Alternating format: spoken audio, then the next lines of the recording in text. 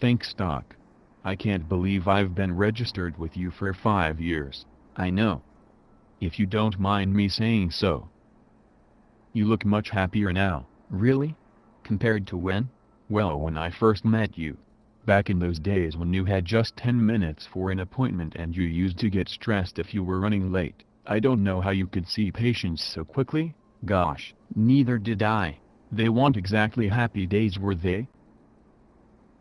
But tell me, Doc, nothing outwardly seems to have changed with the building and rooms. The car park is still too small. Yet here we are with 15-minute appointments and doctors who seem much happier. What happened? Didn't you read the patient participation leaflets?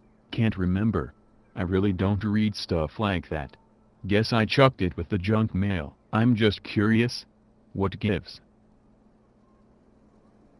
Well, 5 years ago things were getting tough in general practice. And, well, if you really want to know, the perfect storm was brewing and conditions were getting worse. See, what patients never realized is we dealt with 90% of the patient contacts for 10% of the health budget.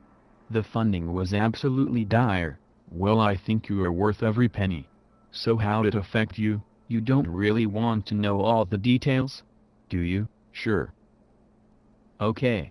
So basically we are paid through a mixture of a lump sum based on the number of patients we see, some performance-related pay, also for extra schemes and services. With me so far? Part of the problem was I was drowning in administration and jumping through hoops. They took lots of services away from us, and then we had to spend more time taking boxes to bid against other organizations so we could offer those same services back to our patients. Even the hospitals were feeling the squeeze. So the government asked us to do more and more, moving care in the community.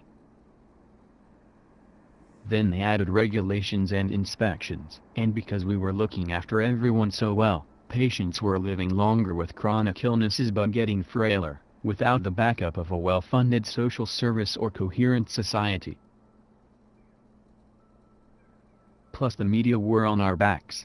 No wonder you were so stressed back then. Well, of course, with all these problems, fewer and fewer junior doctors were choosing to do general practice. Older GPs were retiring early and those that were left wanted to emigrate. No one seemed to be able to fix it. So what changed? Well, a group of GPs got together and decided to join forces to do all the bureaucratic stuff behind the scenes. Hitting the performance targets, looking after the inspection guidelines and running extra payment schemes. Then it would free up the frontline doctors, like me, to do what we enjoy the most.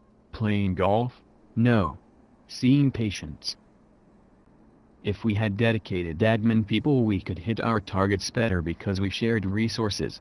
The more practices that joined, the more we saved. Simple, really. It made things more manageable. So I can think straight, and like you said, nothing has really changed. We are still your local practice. Cheers, Doc. So that's how you get happier doctors, and happier patients.